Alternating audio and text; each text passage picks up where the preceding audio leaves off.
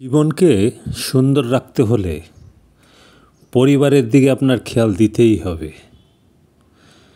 আপনি ব্যবসা করেন, চাকরি করেন, যাই করেন না কেন, দীর্ঘ ক্লান্তিকর কাজ শেষে আপনার জন্য অপেক্ষায় থাকা পরিবারের দিকে আপনার খেয়াল করতে হবে।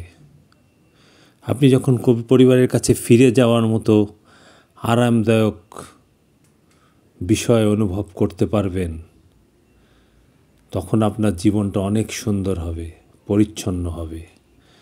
যে দীর্ঘ ক্লান্তিকর কাজ শেষ করে আপনি পরিবারের কাছে ফিরে যাচ্ছেন, এটা আপনার জন্য অনেক আরামদায়ক। এই অনুভবটা যখন আপনার ভিতরে তৈরি হবে, এই অনুভবের কারণেই আপনার পরিবারটাকে আপনার সুন্দর করতে হবে। তাহলে আপনার ঘরে এবং বাইরে সব জায়গায় আপনার জীবন অনেক সুন্দর হবে। এই আধুনিক জীবনযাত্রায় ব্যস্ত সময়ের ভিড়ে নিজের কাছের মানুষকে সময় দেয়া আমাদের কিন্তু হয় না। এই সময় দেওয়াটা সত্যিকারে অনেক কঠিন হয়ে যায়।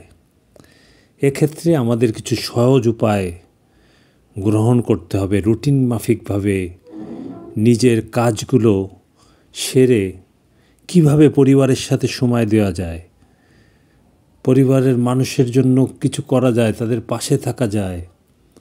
আমার পরিবার, আমার স্ত্রী, আমার সন্তান, আমার বাবা মা, যারা এই পরিবারটা সুন্দর করে সবসময় সাজিয়ে রেখেছে, তাদেরকে কিভাবে সময় দিতে পারি, এই সময়টুকু বের করে নিতে হবে আমাদের। মনে করেন সপ্তাহে একটা দিন আপনার বাবা মার সঙ্গে দীর্ঘ সময় পার করুন। সন্তানদের নিয়ে কোথাও খেতে যান, ঘুরতে যান, অথবা বাড়িতেই কোনো সুন্দর মজার আয়োজন করতে হবে, তাদেরকে নিয়ে মজা করতে হবে, খাওয়া দাওয়া করতে হবে। স্ত্রীকে মধুর একটা সময় দিন, তাকে সময় দেওয়া খুবই জরুরি। বাবা মার শারীরিক অবস্থা কী, তাদের সাথে কথোপকথন করা দরকার, কথা বলা দরকার। তাহলে তারা একটা আলাদা শান্তি পাবে, তাদের ভিতরে শান্তি তৈরি হবে।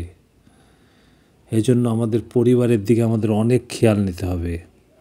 আমরা অনেক কিছু করছি, অনেকভাবে এগিয়ে যাচ্ছি, অনেক অর্থনৈতিকভাবে আমরা সাফল্য অর্জন করছি, কিন্তু আমাদের প্রকৃত শান্তি, আমাদের মনের ভিতরে শান্তি আনতে গেলে, আমাদের শান্তির জীবন করতে হলে আমাদের পরিবারকেও সময় দিয়ে পরিবারের সবার মনে শান্তি আনতে হবে। পরিবারের সবার মন যদি শান্তিতে থাকে, তাহলে আমি আপনি অনেক শান্তিতে থাকতে পারবো। এই দিকে আমাদের খুব বেশি খেয়াল করতে হবে।